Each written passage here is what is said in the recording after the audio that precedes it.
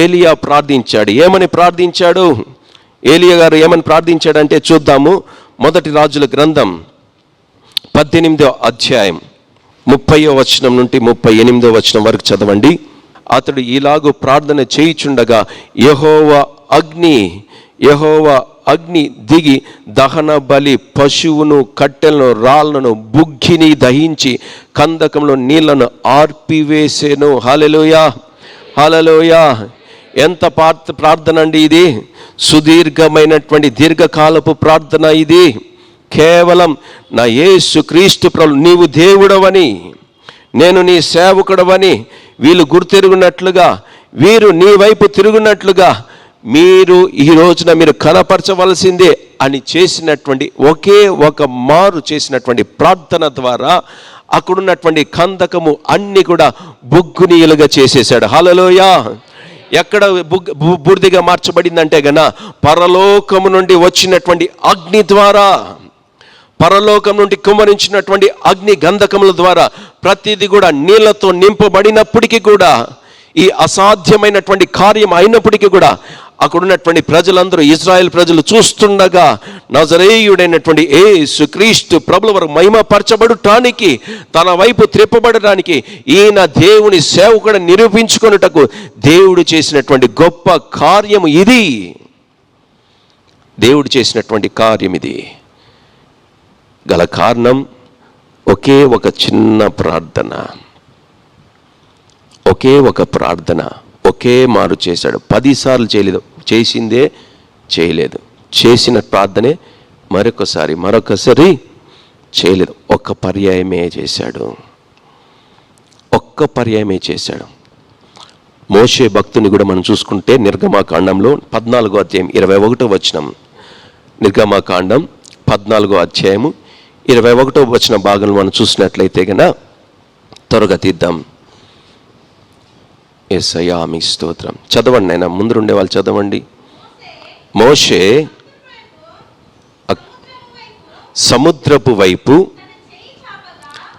జాగ్రత్తగా వినండి, మోషే సముద్రపు వైపు చేయి చాపగా యెహోవా ఆ రాత్రి అంతయు బలమైన తూర్పు గాలి చేత సముద్రమును తొలగించి దానిని ఆరిన నేలగా చేసెను. హల్లెలూయా, హల్లెలూయా. నా ప్రియమైనటువంటి దేవుని బిడ్డలారా, హల్లెలూయా.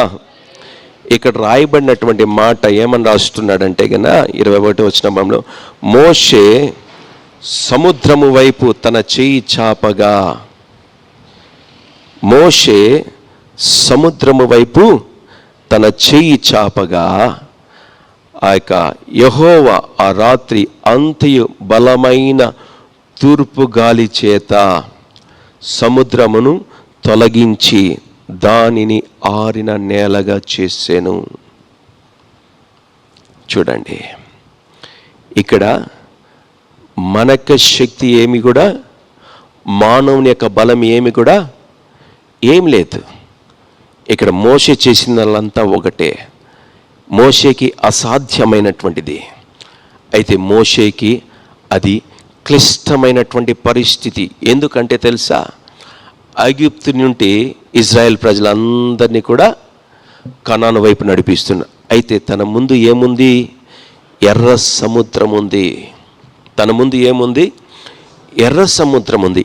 అయితే తాను చేయగలిగినటువంటిది ఏది కూడా ఆయనకి సాధ్యపడేటటువంటి కార్యము అది ఏమన్నా టబ్బులో నీళ్ళ కొంచెం తీసి అట్లా పక్కకు పడేయడానికి అవునా? మానవుని యొక్క శక్తి ఏమాత్రము సరిపోదది, చాలదండి. అయితే ఇక్కడ తన చెయ్యి చాపంగానే, మోషే యొక్క చెయ్యి చాపంగానే దేని వైపు చాపాడు? నీళ్ళ వైపు, సముద్రం వైపు. అంటే లోకము, నీళ్ళు దేనికి సాదృశ్యం అంటే సందర్భానుసారంగా లోకానికి సాదృశ్యం. నీళ్ళు పరిశుద్ధాత్మ కూడా వస్తుంది, కానీ సందర్భానుసారంగా ఈ లోకము, ఎర్ర సముద్రం అనేది లోకం. అయితే దేవుని యొక్క ప్రజలు, దేవుని చేత ఏర్పాటు చేయబడినటువంటి ఇజ్రాయేల్ జనాంగం, వారు వెళ్ళడానికి మార్గము లేని కారణాన్ని బట్టి మోషే ఎవరి సహాయాన్ని వేడుకుంటున్నాడంటే దేవుని యొక్క సహాయం వేడుకున్నాడు. అయితే దేవుడు చెప్పినటువంటి మాట, నీ చేతిలో ఉన్నటువంటి కర్రను దాని వైపు చూపెట్టు. ఎప్పుడైతే దేవుడు చెప్పాడో మోషే ఆ యొక్క సముద్రం వైపు తన చెయ్యి చాపగా అని రాస్తున్నాడు. తన చెయ్యి చాపగా, తన హస్తాన్ని, కుడి హస్తాన్ని చాపగా ఆ యొక్క నీటి మీద తూర్పు నుండి గాలి వచ్చాది. హల్లెలూయా, హల్లెలూయా. తూర్పు నుండి యెహోవా దేవుడు తూర్పు నుండి గాలిని పంపించి ఆ యొక్క సముద్రములో దాన్ని విడదీసి ఆరిన నేలగా దేవుడు మార్చివేశాడు. హల్లెలూయా. ఎందుకో తెలుసా?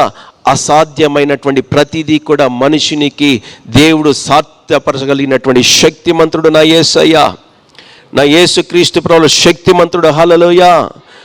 అందుకే దావీదు కీర్తనలు రాస్తున్నాడు 127లో, బలవంతుని చేతిలో బాణముల్లాగా, బలవంతుని చేతుల్లో బాణములాగా. ఓ మోషే, నీకు ఉన్నటువంటి శక్తి ఏంటి? నాలో శక్తి లేదు, కానీ దేవుడు నన్ను ఏ రీతిగా చేయమంటాడో ఆ రీతిగా చేయడమే నాలో ఉన్నటువంటి బలం. హల్లెలూయా, హల్లెలూయా.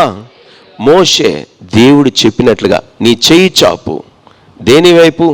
నీకున్నటువంటి కష్టాన్ని బట్టి, నీకున్నటువంటి ఇబ్బందిని బట్టి, నీకున్నటువంటి అడ్డంకు ఏదైతే ఉందో, ఇన్ని లక్షల మంది ప్రజల్ని నువ్వు నడిపించటకు నేను ఎన్నుకున్న తర్వాత కూడా ఎదుగుగా అడ్డంకు వచ్చిందంటే గన దేవుని యొక్క మహత్తరమైనటువంటి కార్యము, సూచక క్రియలు, అద్భుత కార్యము ఆ వెంబడిస్తున్నటువంటి ఇజ్రాయేలు ప్రజలందరూ కూడా చూచి నా దేవుడైనటువంటి యెహోవా దేవుని నమ్మి విశ్వసించి నా యేసయ్యను మహిమపరచుటకే, నా యేసుక్రీస్తు ప్రభువును మహిమపరచుటకే ఇటువంటి గొప్ప కార్యాన్ని దేవుడు చేశాడు. హల్లెలూయా. కొన్ని పర్యాలు మనకు వస్తుంటాయి, సమస్యలు వస్తుంటాయి.